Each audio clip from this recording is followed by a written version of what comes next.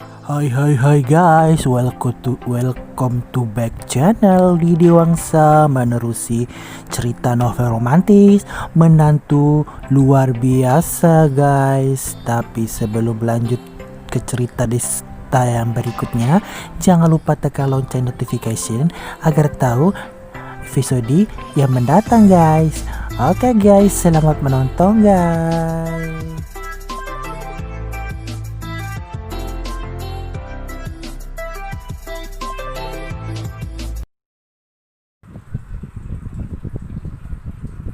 Tapi jika karena situasi semacam ini lalu membiarkan kekuatan jahat bebas dan seenaknya saja, dan kita hanya diam tak bersuara dan hanya melihatnya begitu saja, maka cepat atau lambat kita sendiri yang akan jadi sasaran kejahatan itu. Desta tidak secara langsung menjawab pertanyaan Lalisa. Tapi dia malah berkata, sebenarnya aku merasa aneh kenapa kamu bisa merasa bingung melihat cara orang membantu orang lain dari masalah yang tidak adil untuk mereka. Apa mungkin karena begitu Banyak orang yang sengaja diam selama ini.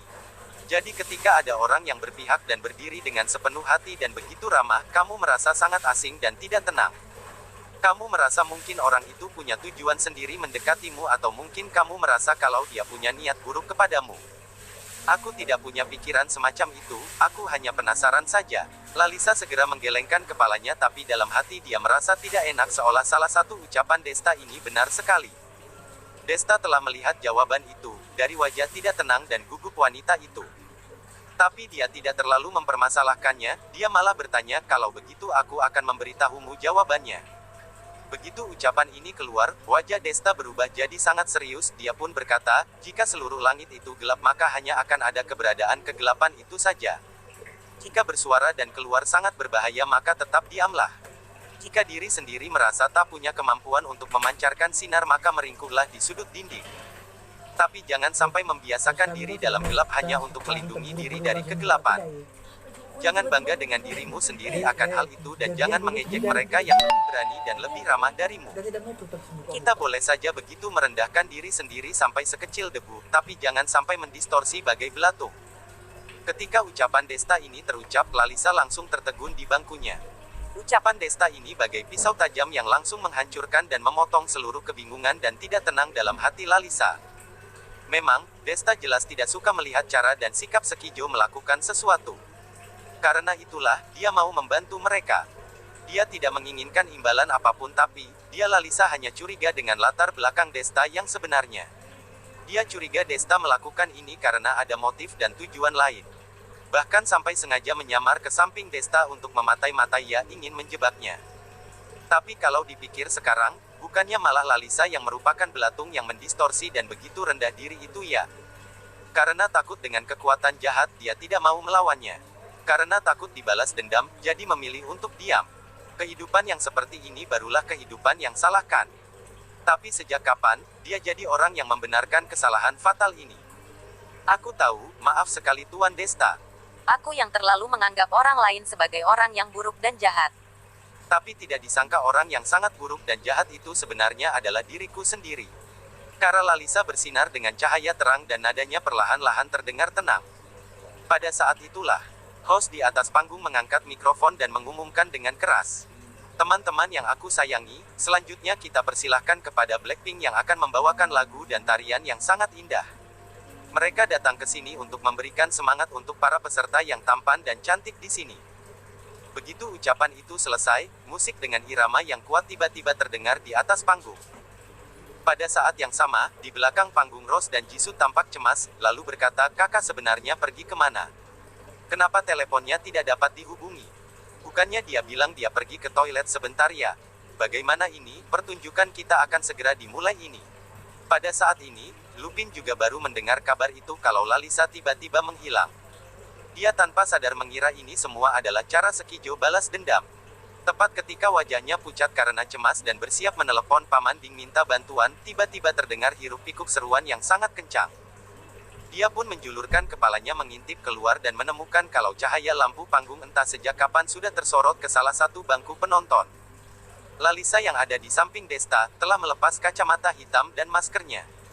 Dia melambaikan tangan kepada penggemar di sekitarnya. Para penggemar itu tidak menyangka kalau idola yang telah lama mereka kagumi itu duduk di antara mereka.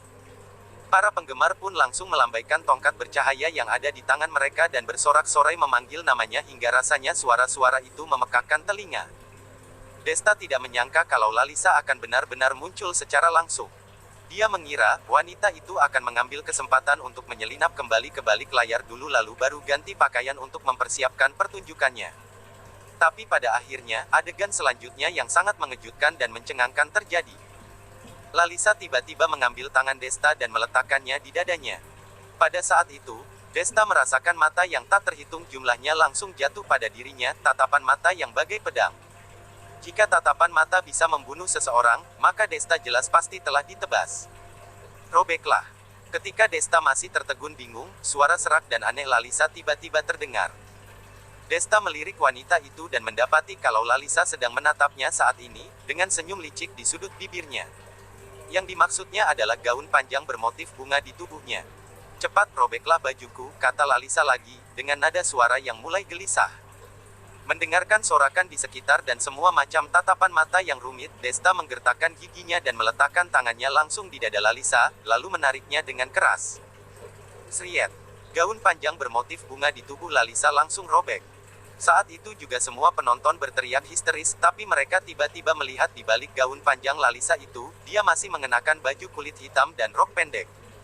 Ternyata sudah diatur sebelumnya toh, ya Tuhan, mengagetkan saja. Sialan, aku juga mengira kalau Lalisa akan berjalan telanjang, ya Tuhan.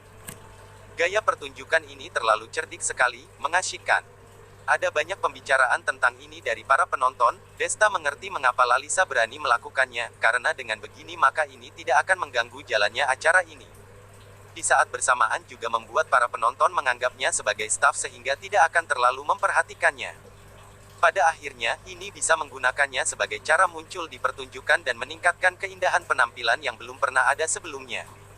Sulit untuk tidak mengakui kalau otak Lalisa benar-benar cerdik. Dalam waktu yang singkat, dia sudah terpikirkan cara yang serumit ini.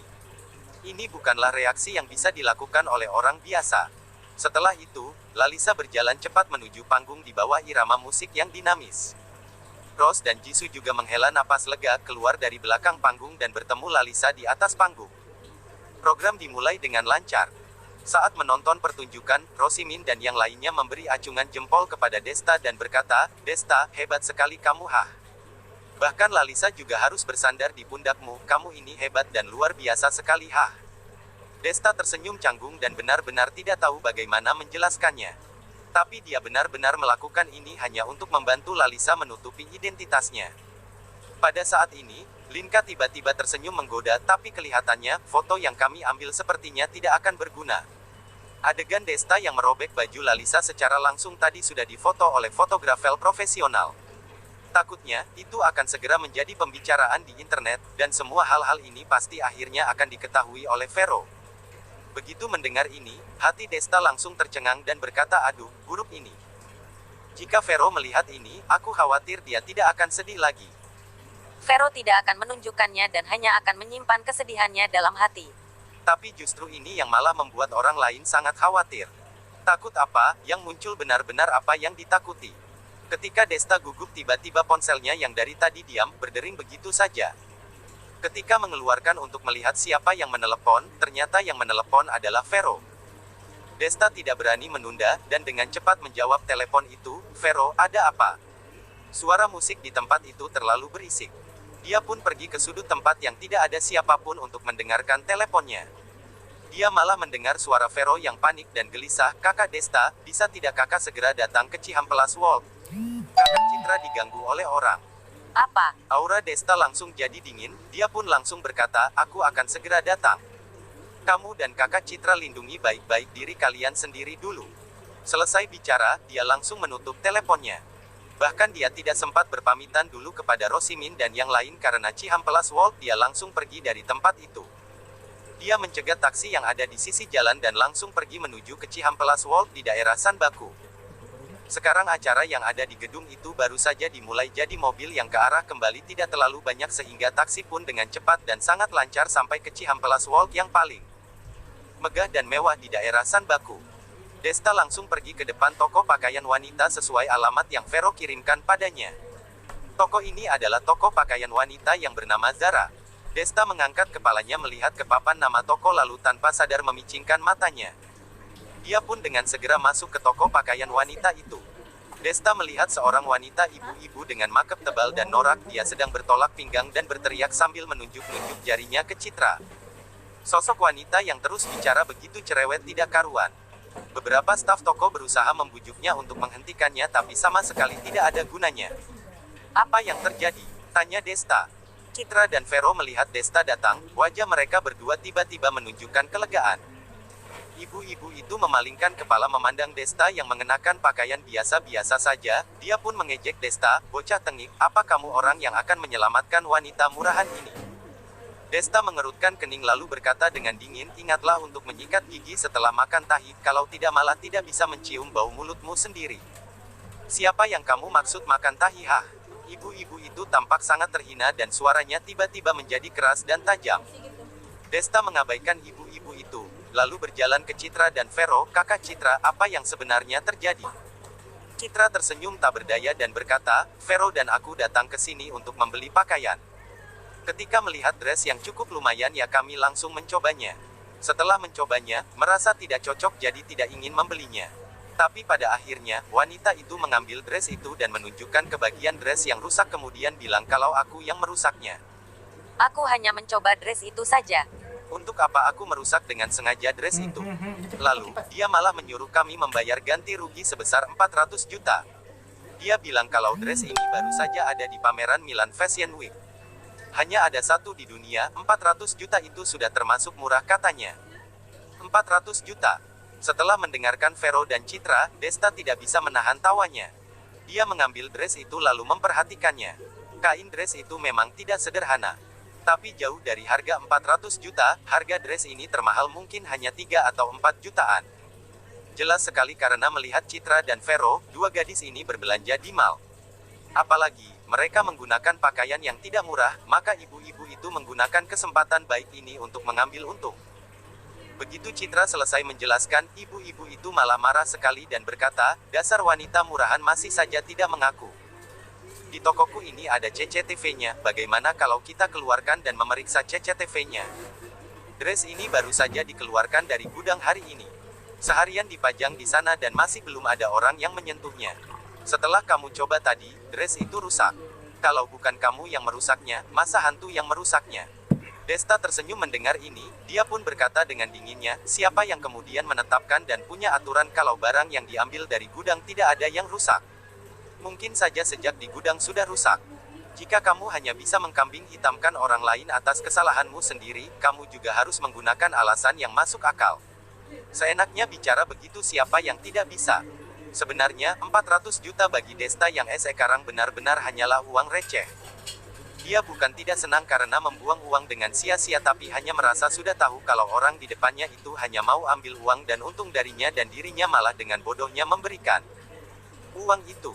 Bukannya malah bodoh sekali kalau dia begitu. Ditambah lagi, jika dia benar-benar akan memberikan uang 400 juta itu maka ibu-ibu itu masih tidak pasti akan berani memintanya. Saat ini, karena perselisihan di toko itu, para kustomer yang telah mengunjungi pusat perbelanjaan terdekat tertarik dengan keributan itu. Toko itu jadi penuh tidak karuan. Gila ya, sudah merusakkan baju, bukannya cukup selesai dengan membayar uang ganti rugi saja. Kenapa malah banyak bicara omong kosong dan memanggil pria ini ke sini? Kamu mengerti apa? Ini jelas-jelas namanya menipu uang orang. Toko kecil begini punya baju seharga 400 juta mana mungkin? Kalau begitu silahkan lapor polisi saja. Ibu-ibu yang pintar alasan, lihat saja bisa seperti ini sampai kapan?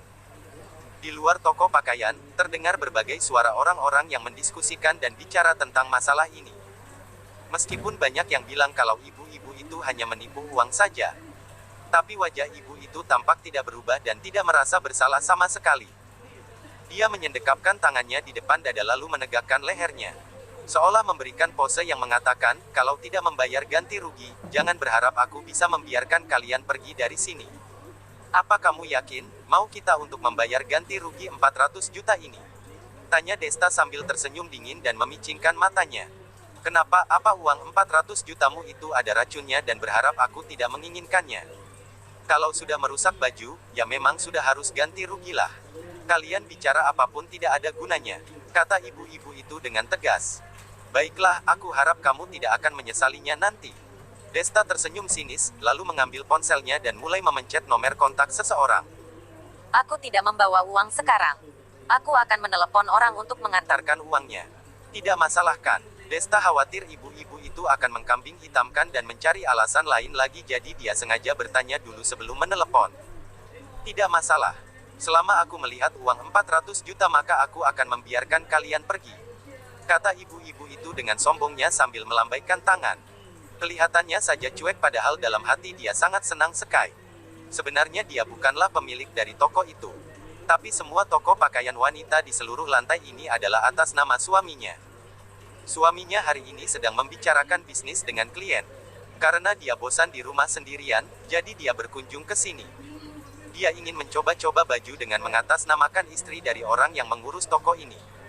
Padahal kenyataannya, dia hanya ingin melihat apakah manajer toko dan pegawai toko bisa mengawasi toko dengan baik atau tidak. Pada akhirnya, baru berjalan-jalan tidak lama, dia bertemu dengan Vero dan Citra yang mencoba-coba pakaian. Ketika melihat dua wanita itu, ibu-ibu itu sangat iri melihat kecantikan mereka berdua. Meskipun dia juga cukup cantik, tapi jelas Vero ataupun Citra pasti lebih cantik daripada dia. Apalagi mereka berdua lebih muda darinya. Jika dibandingkan dengannya, itu seperti yang satu langit yang satu bumi. Wanita seperti mereka ini jelas dan sudah pasti menjadi musuh bersama seluruh wanita, rubah betina penggoda. Karena rubah betina penggoda, dia pun mengambil kesempatan ini untuk menghukum dan memberi pelajaran pada mereka, bukannya ini sudah seharusnya. Ibu-ibu itu pun mendapatkan ide. Dia pun masuk ke toko bersama temannya lalu mengambil dress yang paling modis kemudian memotongnya. Lalu menaruhnya di barisan tempat yang akan dilewati Citra dan Vero. Awalnya Citra dan Vero datang untuk membeli pakaian, jadi sekarang ketika melihat pakaian yang lumayan bagus, mereka mengambilnya untuk mencobanya. Mereka tidak menyangka kalau ini malah dijadikan kesempatan orang lain untuk menjebak mereka dan mulai minta ganti rugi. Semua ini adalah hal yang tidak diduga oleh siapapun, bahkan hantu pun tak akan menduganya. Bahkan meski polisi datang, juga tidak ada yang bisa dibicarakan. Pada saat ini, Desta yang sedang menelepon pun akhirnya teleponnya tersambung. Orang di balik telepon itu seolah sangat menghormati Desta. Desta hanya mengatakan 400 juta, orang di balik telepon itu langsung menyetujuinya. Tapi ketika Desta mengirim alamatnya, orang yang ada di balik telepon itu ragu-ragu sejenak, dan tidak berani bertanya lebih. Bahkan dia langsung mengiyakan dan menunjukkan kalau dia akan langsung mengirim uang itu. Lalu telepon pun dimatikan. Ibu-ibu itu hanya berdiri menunggu. Tampak hatinya tidak tenang karena suara yang terdengar dari balik telepon itu, kenapa terdengar sangat tidak asing untuknya. Tapi ini tidak mungkin. Suaminya adalah salah satu pemegang saham mal ini. Seluruh toko yang ada di lantai ini adalah atas nama suaminya. Pria di depannya ini memang terlihat cukup tampan. Tapi, dia terlihat biasa sekali bahkan bajunya sangat jadul dan biasa sekali. Mana mungkin kenal dengan suaminya? Apalagi bicara menggunakan nada bicara seperti itu dengan suaminya seperti nada suara antara atasan dan bawahan saja, bukannya ini namanya bercanda saja. Dia pun berpikir seperti itu. Setelah dia cukup tenang, dia melihat ke sekelilingnya, lalu berteriak dengan suara keras, semuanya coba lihat ini. Aku dari tadi cukup masuk akal dan tidak memaksa mereka membayar ganti rugi. Sekarang mereka sendiri yang bersedia memberikan uang itu, jangan sampai nanti mereka menipu ya. Seluruh orang yang mengitari dan melihat itu pun mengangguk sebagai saksi, bukan karena mereka merasa apa yang dikatakan oleh ibu-ibu itu benar. Tapi karena mereka tidak ingin membuat masalah dan keributan ini jadi semakin besar saja. 10 menit kemudian orang yang mengantarkan uang tidak juga datang. Desta mengerutkan kening dan sedikit bingung. Ibu-ibu itu melihat situasi ini, langsung berkata, ada apa ini, mana orangnya? Uangnya juga mana? Siapapun bisa saja bicara seenaknya dan sok begitu, menyuruh orang mengantarkan uang 400 juta juga. Kamu kira kamu itu tuan muda dari keluarga kaya apa, benar-benar menggelikan. Sudahlah, langsung lapor polisi saja. Kalau dari awal tahu kalian tidak akan bisa menyelesaikan masalah ini, aku pasti dari tadi sudah melapor ke polisi. Untuk apa harus menghabiskan waktu dengan sia-sia di samping kalian begini? Kata ibu-ibu itu sambil mengeluarkan ponselnya dan menelepon kantor polisi. Desta berdiri di sana dan tidak menghentikannya. Dia ingin melihat wanita itu bisa berpura-pura dan tidak tahu malu sampai ke tahap apa. Halo, apa ini Bang Liu? Aku Anda. Aku mau minta tolong kepadamu. Ada orang yang merusakkan bajuku, tapi tidak mau membayar ganti rugi. Mereka malah bilang kalau aku menipu mereka. Benar sekali, baju itu sangat mahal sekali seharga 400 juta. Baiklah, kalau begitu kamu segera datang dan memeriksa ke sini ya. Ruanda berkata dengan begitu manja di telepon itu. Semua orang yang di sana melihat hal ini, ternyata benar-benar berani menelepon polisi, ekspresi wajah mereka langsung berubah. Hal semacam ini tumpul dan tidak berdasar. Orang-orang dari Biro Penegakan Hukum tidak berhasil. Tetapi Ruanda masih berani memanggil orang, menunjukkan bahwa dia memiliki hubungan dengan orang-orang dari Biro Penegak Hukum, dan orang lain bersedia membantunya. Ketika melihat hal ini, beberapa orang lebih tua di sana membujuk Desta dengan berkata, "Hai nak, lebih baik kamu membayar ganti rugi saja.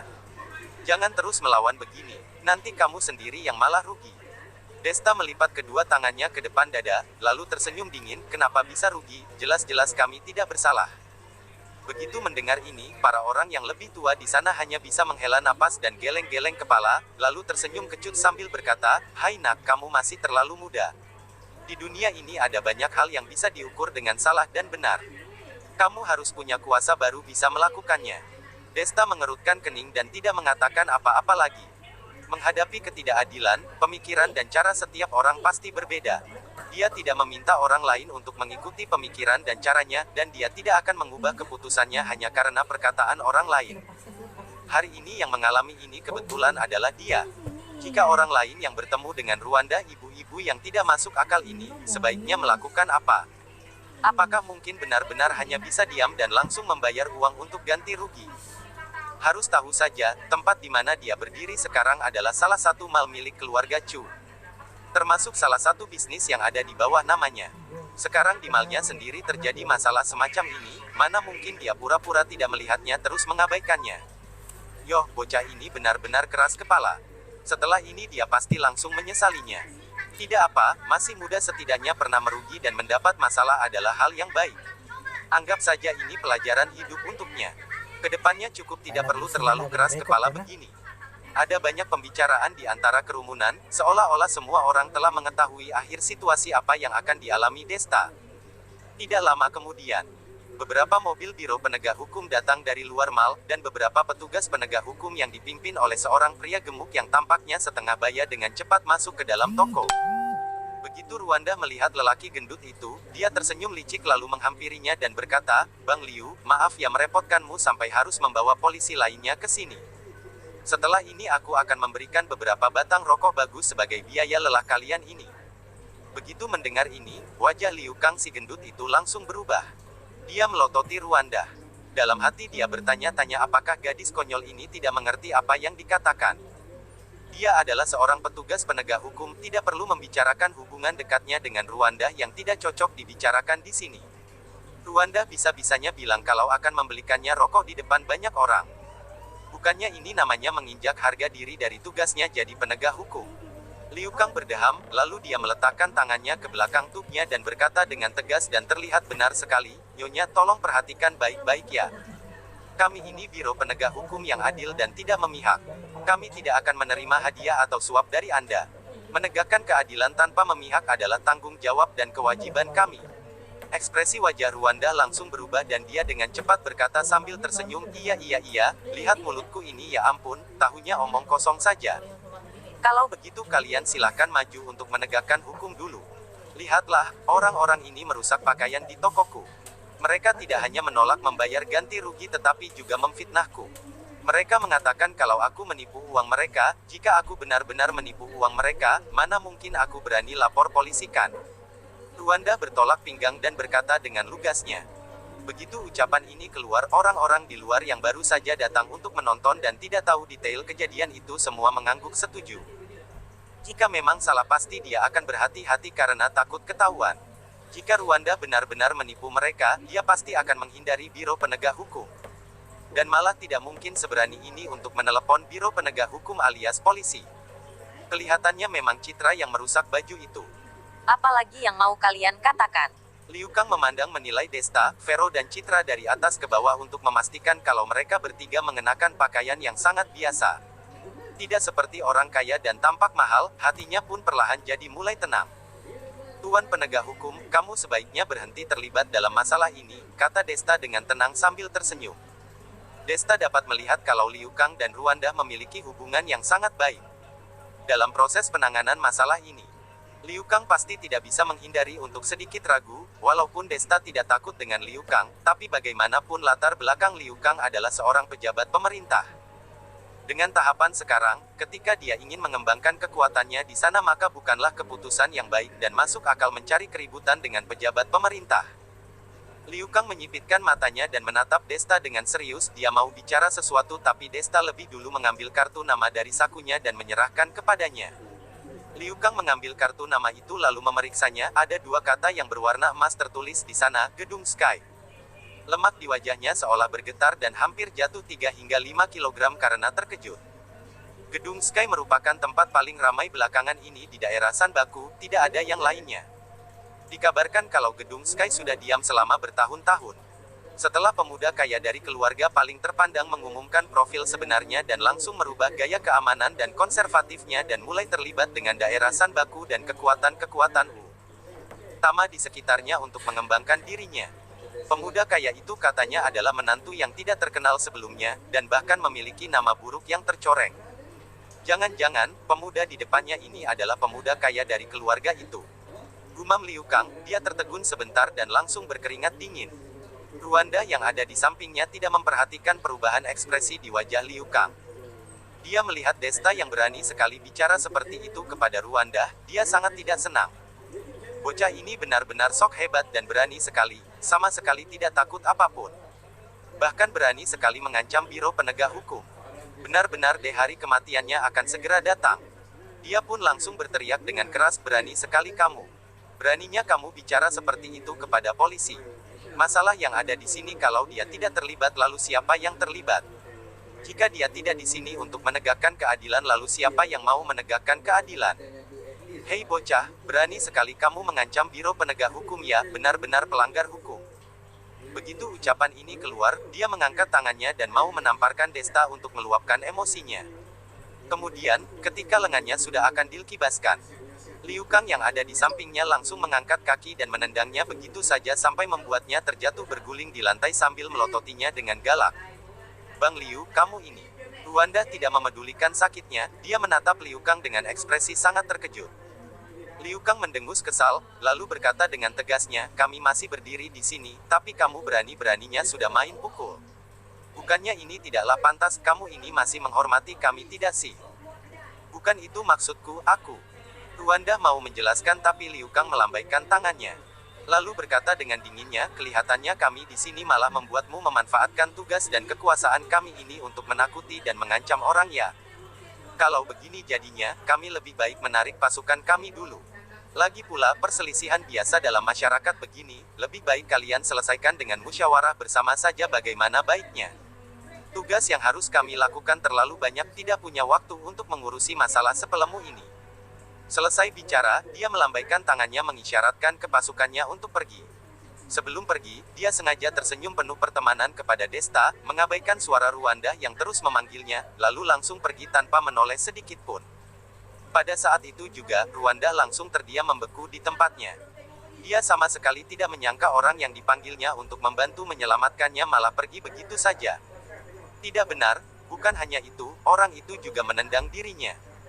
Ruanda merasa tersudut dan emosi, dia dalam hati memutuskan nanti ketika dia pulang, dia akan menceritakan semua ini kepada suaminya. Lalu, meminta suaminya untuk tidak usah memberi hadiah apapun lagi kepada Liu Kang. Orang itu hanyalah orang yang mau enaknya saja, kalau sudah tidak ada maunya langsung dibuang begitu saja. Tante, jika tidak ada apa-apa lagi, kamu lebih baik cari tempat untuk duduk menunggu orangku datang mengantarkan uangnya saja. Jangan cari perkara yang tidak-tidak lagi, itu tidak ada gunanya untukku.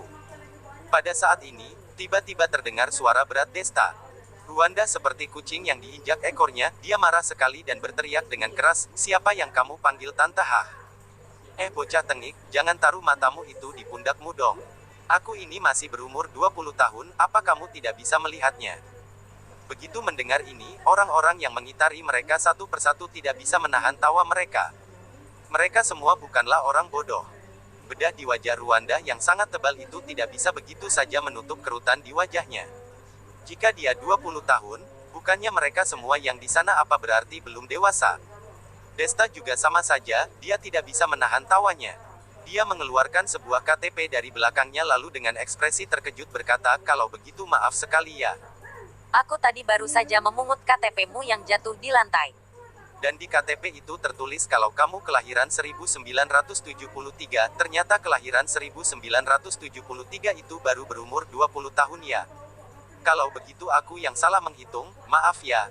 Begitu kata-kata ini keluar, orang-orang yang menonton keributan ini tidak bisa menahan diri lagi, mereka tertawa terbahak-bahak dengan puasnya. Ternyata ketika Liu Kang menendang Ruanda, KTP Ruanda yang ada di sakunya jatuh dan diambil oleh Desta. Sejujurnya, wajah pada KTP-nya benar-benar sedikit tidak sedap dipandang, tapi Ruanda yang telah bermake up tebal ini lebih bisa dilihat. Sulit untuk memungkiri kalau kemampuan make up seorang wanita itu benar-benar hebat sekali. Ekspresi wajah Ruanda langsung tidak enak, dia langsung merebut KTP-nya dan langsung memasukkannya ke sakunya, tubuhnya gemetaran karena marah sekali. Ketika dia mau meluapkan semua emosinya dengan memaki. Ada yang membuka kerumunan orang.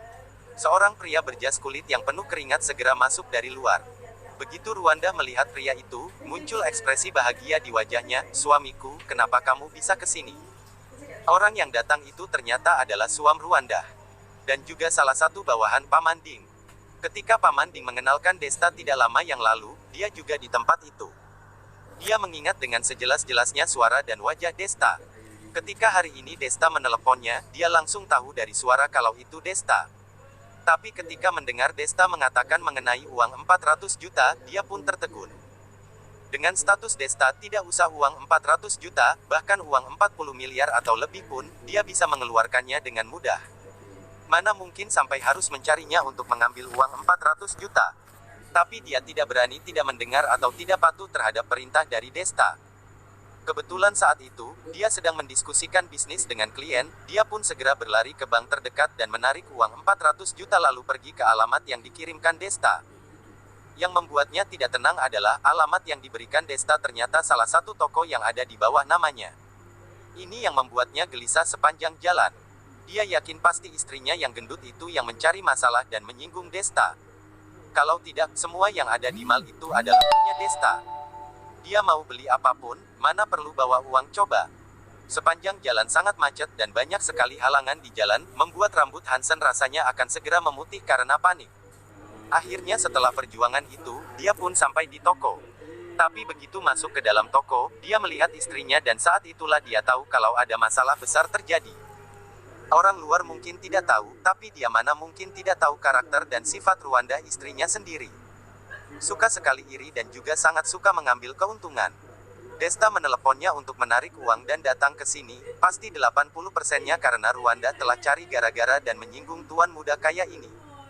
Ruanda masih belum menyadari ekspresi wajah Hansen yang tiba-tiba pucat itu.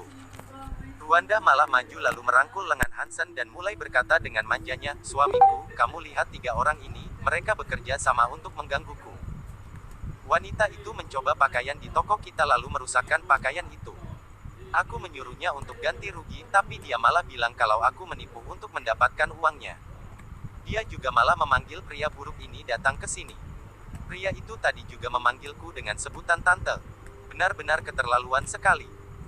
Bicara sampai sini, Ruanda menutup wajahnya lalu menangis terisak membuat semua orang yang mengitari mereka jadi tidak enak dan merasa kasihan.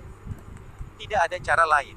Jika Ruanda masih muda dan berumur 20 tahunan mungkin gerakannya ini bisa menggait banyak sekali jomblo di luar sana untuk membuat mereka berpihak padanya dan memberikan pembelaan untuknya. Tapi sayangnya, dengan kehormatan Ruanda, bedak yang telah retak di sudut bibir Ruanda karena tersenyum itu membuat orang-orang itu sama sekali tidak kepikiran mengenai pahlawan kuda putih yang menyelamatkan seorang putri. Pada saat ini, Ruanda menjinjit dan merangkul Hansen dan berbisik, suamiku, sekarang kamu datang ke sini membuatku jadi tenang.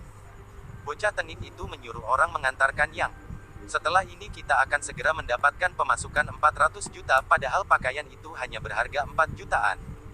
Tapi ya tidak tahu deh orang mana yang otaknya tidak normal yang bisa-bisa mengantarkan uang, benar-benar tidak berotak ya. Begitu mengatakan ini, Ruanda tersenyum dengan lebar seolah telah mendapatkan untung yang banyak sekali. Wajah Hansen jadi pucat, dia melihat ke koper perak yang ada di tangannya. Dalam hati berkata, istri bodohnya ini bukannya sama saja memakinya ya. Tanpa berpikir lagi, Hansen berbalik dan langsung menamparkan wajah Ruanda dengan keras. Membuatnya sampai terguling-guling di lantai beberapa kali bagaikan bekecot dan akhirnya terpungkur di lantai. Pada saat ini, tidak hanya Ruanda tapi semua orang yang melihat keributan itu langsung tertegun terkejut. Perlakuan apa ini? Semua orang yang menatap Hansen bingung tidak mengerti. Bukannya Ruanda memanggilnya suamiku. Tidak apalah kalaupun dia tidak membantu Ruanda tapi dia bagaimana bisa menamparnya seperti itu. Ruanda juga sangat kesal dan jengkel sekali. Dia hanya iri dengan Citra dan Vero lebih cantik darinya saja.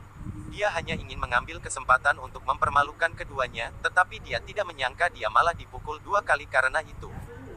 Satu adalah Liu Kang dan satu lagi adalah Hansen. Yang pertama tadi, tidak masalah, hanya pria yang biasanya suka sekali bermesraan dengannya dan suka mencari untung saja.